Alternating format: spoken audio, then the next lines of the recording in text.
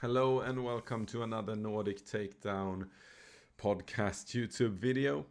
I'm so humble. I'm here today. I'm a little bit sick, so my voice is a little bit deeper than normal, and I will probably try to end this a little bit faster than usually, so my voice doesn't crack completely or I have a throat ache for forever.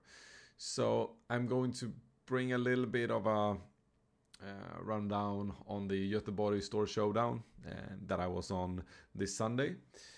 So 2 days from now, this is Tuesday. So it was a 20 plus player event, the biggest in Göteborg so far, I think, which is really nice. I decided to bring Han Solo. I did some tweaks from the PQ list and decided to go with it. I wanted to see a little bit how it does into Boss Green, which I suspected would come. Also, I thought that Django Tarkentown was not going to be prevalent because it's not been a popular deck where I've been around, like in Sweden.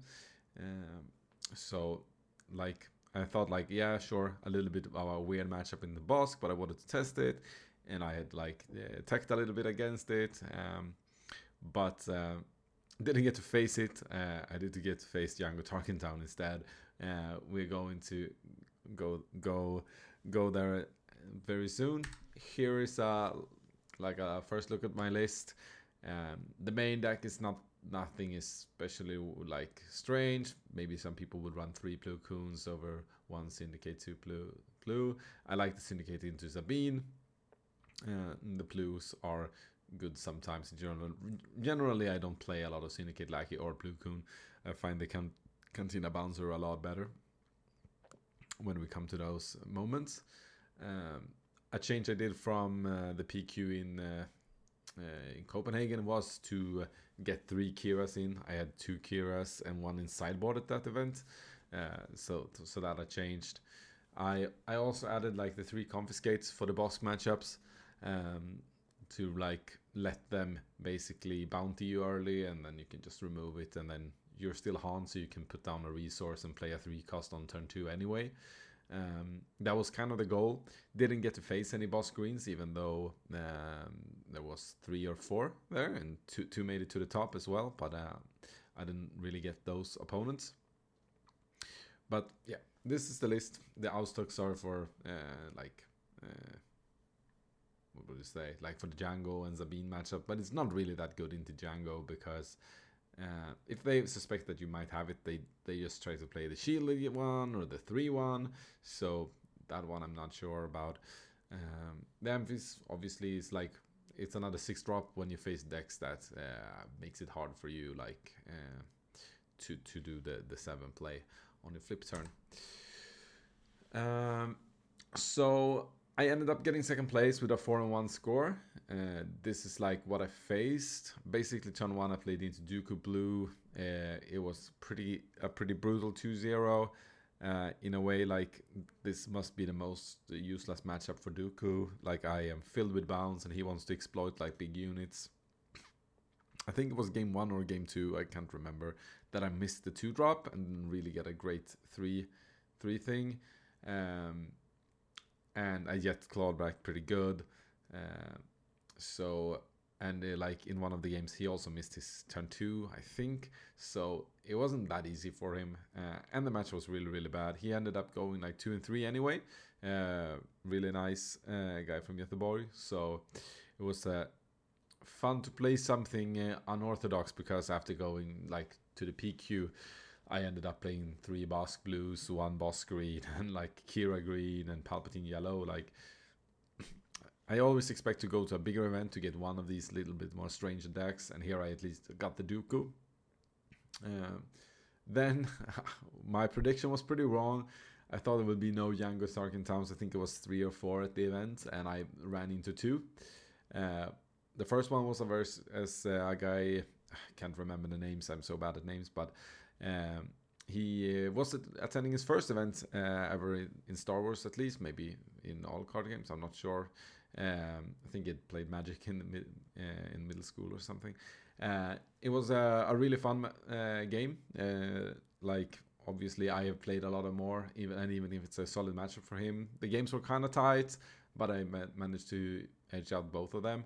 He actually managed to go 3-2 and make a top 8 at his first event, which is really, really good. So congratulations there. Even though Asmodee had failed to deliver, so everyone that reached top 8 had to put down their contact informations and stuff and get the gores sent to them. In round 3, I got to play Django Tarkentown again. The guy who is a part of the Nordic Takedown crew, basically, Gustav. Also the guy that managed a lot of the events in Göteborg, who has made the scene grow there a lot, was playing Django Tarkentown. We had some pretty interesting games, especially game 1. I think there was like 2 key moments in that series, like in the game 1, where like if I had played it slightly different, or one play was slightly different, if he didn't top take the other one, I think I would have taken down game 1. It's so hard to play against Django Fett when he starts, which is really rough. And like it's rough when I start, but when he starts it's even rougher. Didn't get to that because I lost 2-0. The other game was even, I think that was less close. He just flooded the board with like noob units that just could tap me, so it was no race. He ended up 5-0 winning the event. That's why 4-1 didn't cut it this time. At many of these events I've been like 4-1 is cut it because it's very hard to go 5-0. Round 4 faced Sabine Eziel versus a friend of mine. We played it on stream. You can find that game on the Nordic Takedown channel, where it's a favorable matchup for me.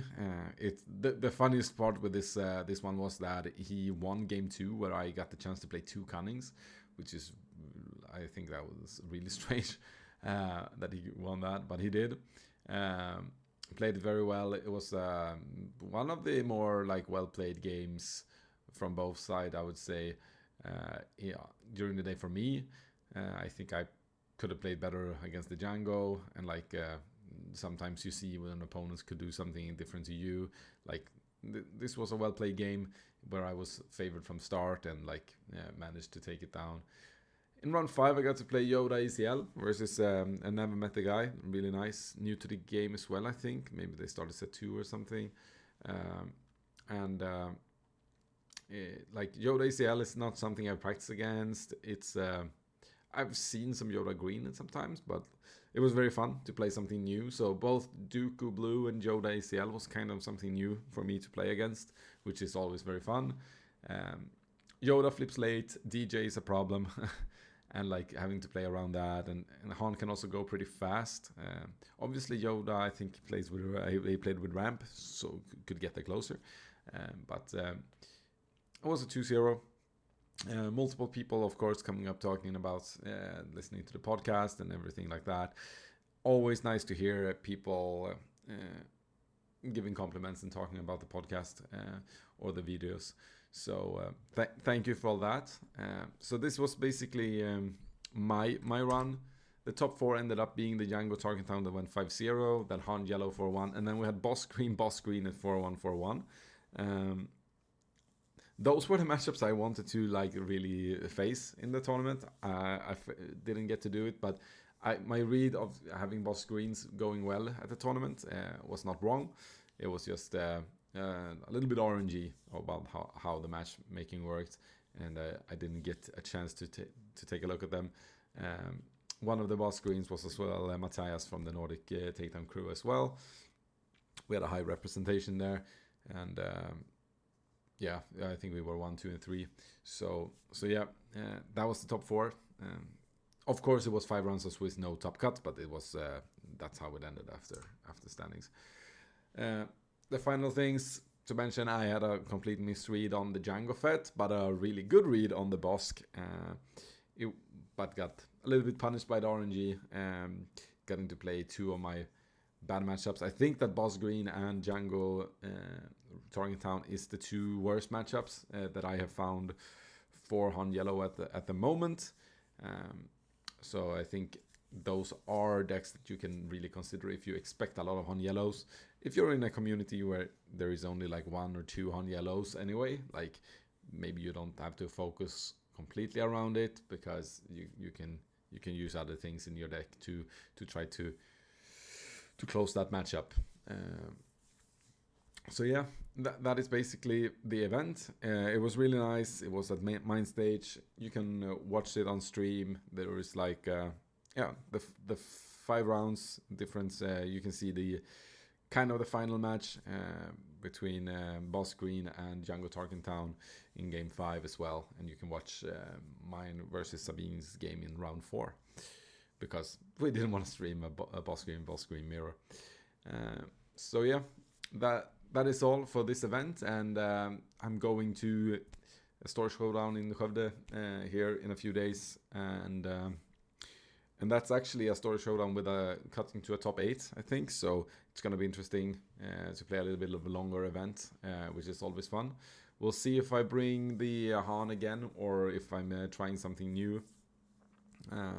The deck is really fun, but I also like to play different things. I have like multiple decks I want to try at the tournament. So we'll see. But see you there, and thank you for watching.